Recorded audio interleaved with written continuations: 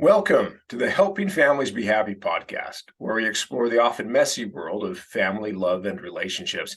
I'm your host for this podcast, Christopher Robbins, the co-founder of Familias, husband, father of 9, author, fly fisherman, backpacker, and aspirational musician based in the Central Valley of California.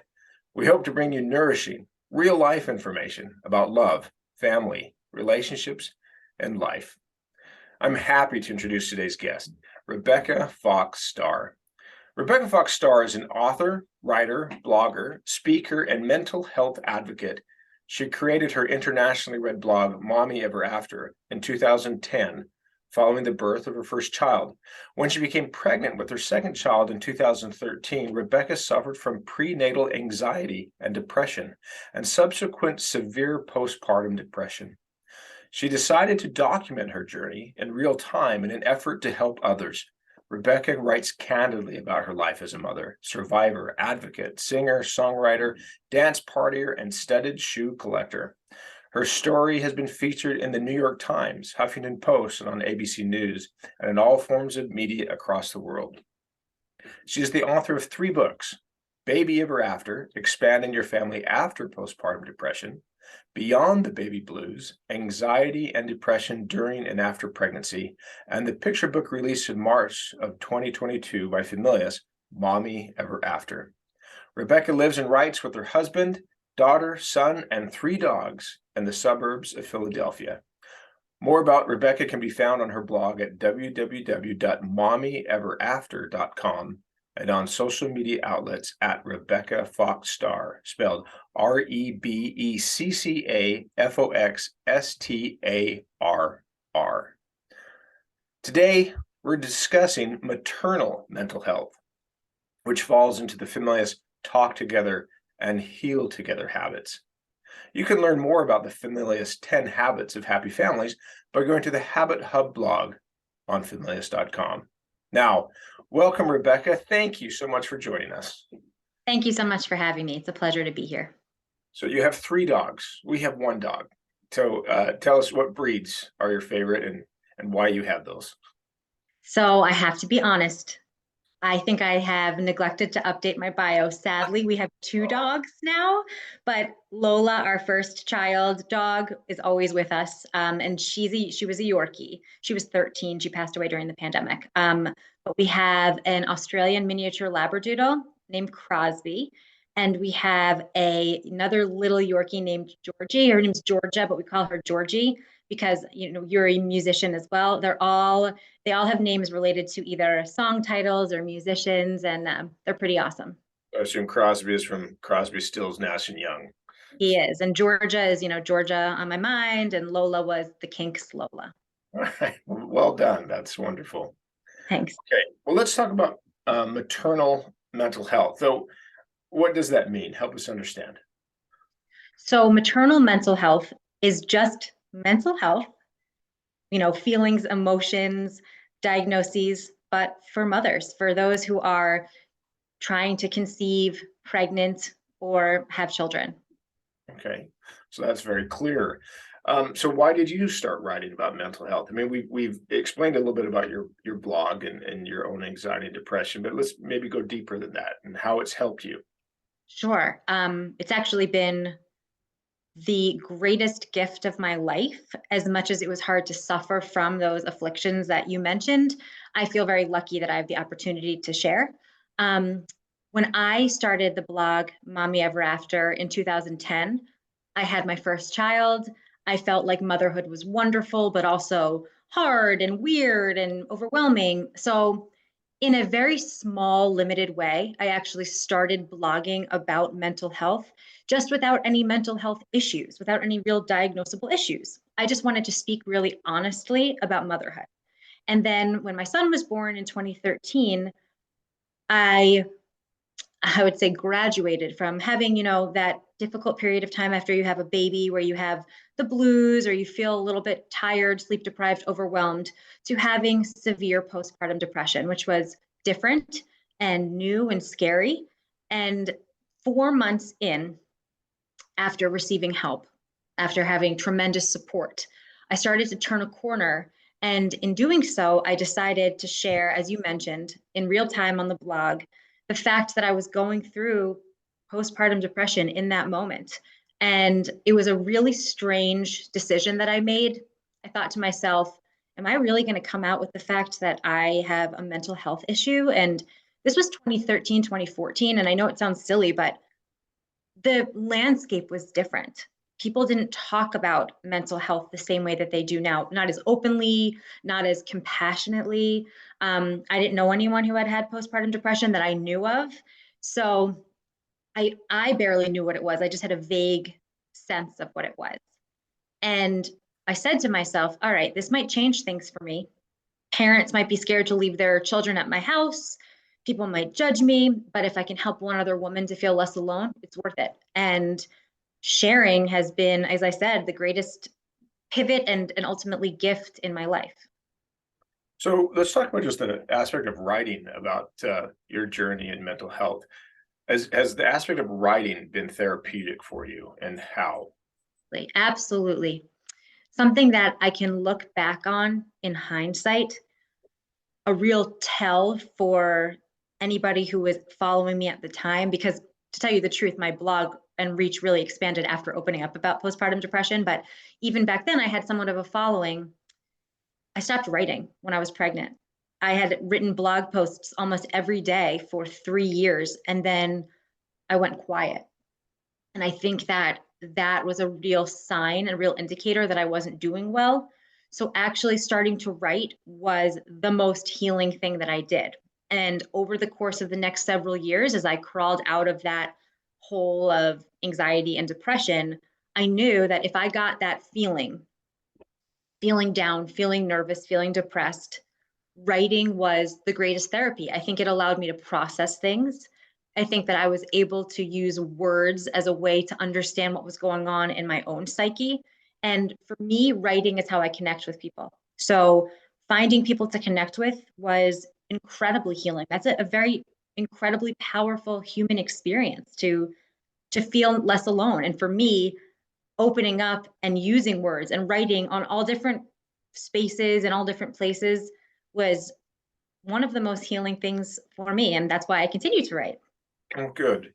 Just to add a little bit to our blog, to our podcast here, Finless recommends the book Expressive Writing for Healing by Mary Potter Kenyon, published by Finless. A wonderful book that really explores and helps people know how to use writing as a therapeutic medium.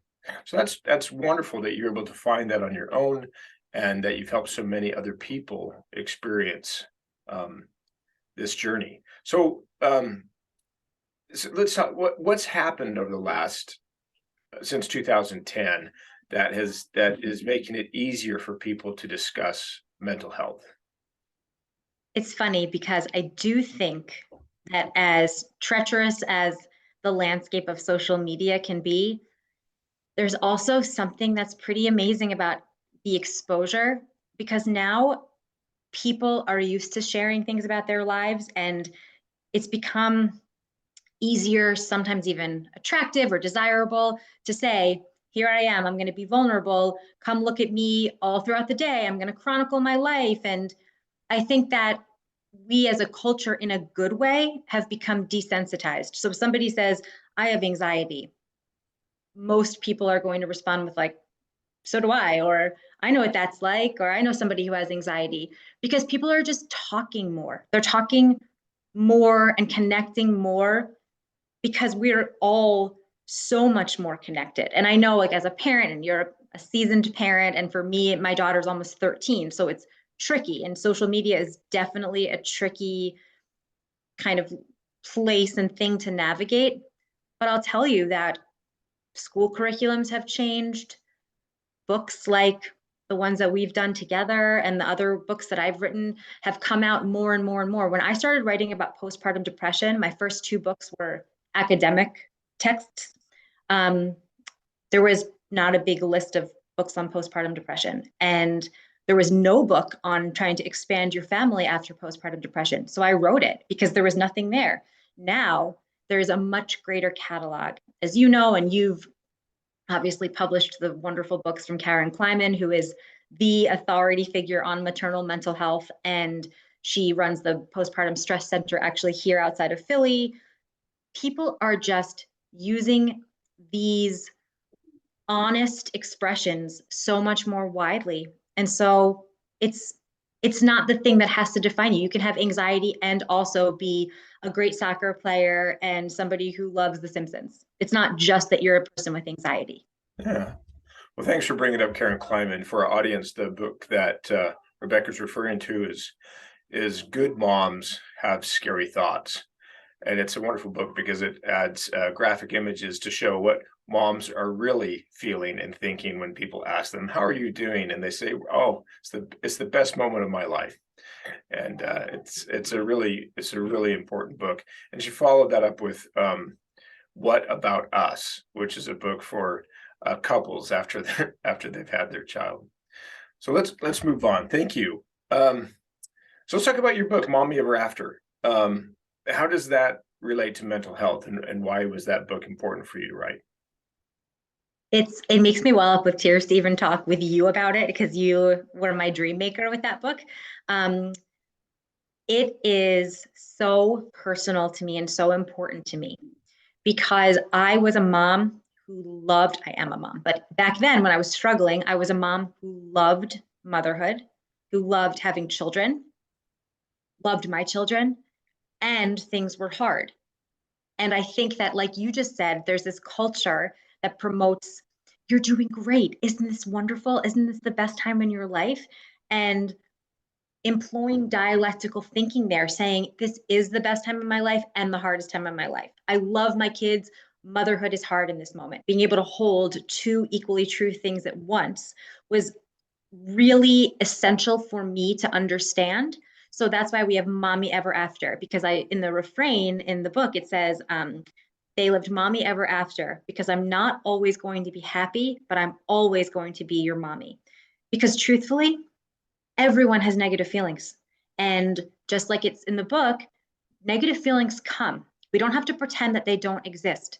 We need to be resilient and know that we're sad or lonely or scared. But just like storms, these feelings pass. We're not going to feel this way forever, which is a really important message to drive home. But for me, Mommy Ever After is this whimsical book with the most gorgeous illustrations. I feel like I can say that because I'm not responsible for them. Sarah Ugolotti is brilliant, and she turned these words into the most beautiful pictures and illustrations. Children can look at this book and say, I love this. This is beautiful. There's a mermaid and there are trees with their favorite things growing on them. But what you're really driving home as parents read this story over and over is this is a hard thing. We all have hard things, but you can do that. And no matter what, we're still together. I might not be happy all the time. You're not going to be happy all the time. I still love you and we'll get through this. So that's the message behind that.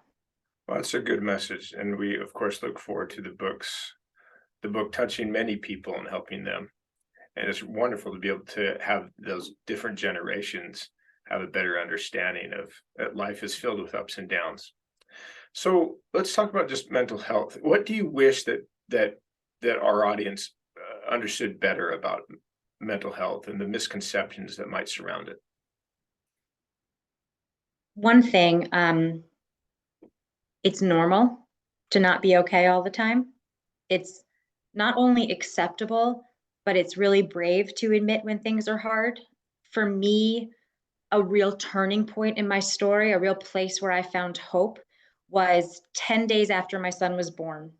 And he just turned 9 last week. So it's a strange phenomenon. This time of year is exactly the time of year that I had him and I was going through all of this. So it was November 4th of 2013. I got a text message from my husband and he said, "Are you okay? I see the light going out in your eyes." And I cried because I was emotional and I cried because it was true and I felt seen. But I also cried because he gave me the permission to surrender, to admit that I wasn't okay, and being able to say, I'm not doing well right now and not having to hold it all together was crucial in my well-being and in my healing process. So I think it's important for people to know it's normal, it's expected. I mean, I'm talking I'm talking broadly about mental health issues of all kinds. For moms in particular, 25% of moms or 30% of moms are diagnosed with a perinatal mood and anxiety disorder. That's diagnosed. Most women, many women, I should say, fall through the cracks, aren't screened, don't admit to how they're feeling because it's normal. It's normal that you want to just pretend that things are okay. It's something by normal, I just mean statistically average. I don't mean that it's okay. And I think that it's something that we all feel. And if we can just admit it and destigmatize it, I promise you, you are not alone. And then the second part to say what I would like the audience to think about is what I said before. It's not always going to feel this way. I am not depressed anymore. I have little bits of worry sometimes, but I don't have diagnosable anxiety. I have no depression, and I have, sometimes I get anxious about things, but I don't have anxiety. I don't have to seek therapy anymore or take medication anymore, which are two things that were lifesavers for me, literally, but I don't need it. I am proof that you can get to the other side. And I think it can get very bleak, very, very bleak and very dark when you're suffering. And so I remind myself on a regular basis when I'm feeling yucky, I'm not always going to feel this way. And it's very therapeutic. That's important. Thank you for sharing that, particularly about destigmatizing and helping people understand that they can talk about it. We encourage our audience, if anyone is experiencing acute anxiety or debilitating depression, to make sure that they get proper professional medical care to help them as they navigate one of these life challenges. So let me ask another question. So I just participated in a funeral of a best friend, and I was thinking about what people say to the family of a loved one who's passed away, and some of them they're just not helpful. Do you have two or three things that you can think that if someone says they confide in us and let us know that they have depression, that they have the significant anxiety, what can we say to be helpful? I'm sorry for your loss, It's first of okay. all, to you, but also I'm sorry for, if you're saying you're giving condolences to someone, but for someone with depression, validation is important. We talk, you mentioned, I'm going to reference Karen Kleiman's book again, but it's kind of a message against this toxic positivity of, I'm really sorry, or this is a really tough time, and saying, it's okay. It's okay that it's not okay. So saying to somebody with depression, this too shall pass. I say that, I know it's a cliche, but someone said that to me and it stuck with me when I was feeling really low. So saying, this really is hard, or I'll be here. We don't have to even talk.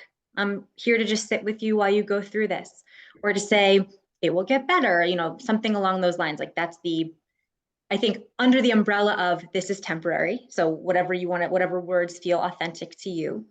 And then the validation of, this is really hard. And you don't need to say, you don't, let me answer the opposite of your question, but instead of saying, you're fine, you're going to be fine, this is great, you're doing great. I think normalizing these negative feelings is something that is a gift that we can give ourselves and the people that we love. And so for somebody who's lost someone, saying, I'm so sorry, that must be so devastating. Can't imagine what you're going through, but I know that time heals. Maybe the person will feel seen and feel like they can accept how they feel and therefore heal from how they feel. Well, that is helpful. One of the things I've heard is when people experience loss, and I think depression is falls into that, is to show up and shut up. Be there, willing to listen. Any advice that you would give family members who are watching someone go through depression? So showing up is key. I think that for me, I believe that support is the key to success. And I've done a lot of research on postpartum depression screening and diagnosis. I'm not a clinician, but I've done a lot of research and written academic books on this. And it's amazing the studies that have been done about support to someone going through postpartum depression or mental health issues. To use business terms, somebody who reaches out to a friend once a week, the return on investment is so great. You have 30% less likely, 30% less chance to experience depression or to sink down into a deeper depression just by being checked in on. So I think that saying to someone, I see you, I'm here for you. And then, in my situation, I was smart, I was educated, I had insurance and medical care, and I still kind of fell through the cracks in the beginning. And I don't think I knew to ask for help. So advocating for somebody in your life, I think, is really important. And sometimes this is something that's actually really important. A lot of times, people who are going through, especially a perinatal mood and anxiety disorder or postpartum depression, they are thinking that they should feel better or that they're a bad parent for feeling the way that they do. And they'll say, no, I'm okay. Look for signs in the person you love that show maybe they stopped writing, like how I stopped writing. I didn't say I'm suffering, but there were clues. I think, just like you said, in those cases, show up, annoy them, bring it up to other family members, ask for help, bring up to their doctor, bring it up to them. Because I've always said, I'd rather annoy a friend and overstep and make them annoyed at me, but not miss something. They'll forgive me. I'd rather them get frustrated and think that I'm like, aggravating. I don't want to miss something. So I think that's one situation in which you can overstep. And then also just helping out without it being a big production of like, I'm going to do this for you. Just dropping things off, dropping by, cleaning up a sink. It sounds simple, but it's one of those really helpful things. Yeah, I agree with that. I found that saying, how can I help you, is not as helpful as just helping. When my wife was in the hospital, because the twins are being born prematurely, and then she was on bed rest there, to keep them so she could hopefully deliver them to term, which she did not. I came home and I found that our neighbor had done our laundry, had done all of it. And, we didn't ask for that. She just came in, did our laundry. That was a really wonderful gift. So being able to show up and act rather than have to ask somebody what you can do for them is important. Let's close with one more question. So, for those of us who are in the book world, what do you hope that the publishing industry and the book industry can do to help improve mental health awareness? I think continuing to produce daring, bold, helpful content. I assume that if you as an author or someone who's writing is thinking about it, you're not alone. So coming up with ideas, like for me, a book about postpartum depression was kind of an easier sell. People knew about it. Trying to write a book about expanding your family after postpartum depression was much harder. It was much more niche, and the different options. And so in writing that second book about family expansion, I interviewed 10 other women, and they each shared their stories about how they expanded their families or why they chose not to, and how that was a valid choice. And it allowed me to amplify those voices. And I think that continuing to amplify voices of those things that are typically only kind of whispered about is a wonderful thing. Just supporting writers, buying books. I know it sounds so silly, but we would be nothing without words and books.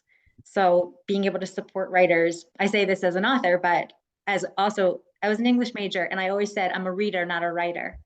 So I love books, but I also really happen to love Familius books. They're sitting all over my house. Well, thank you. Thank you. We appreciate that.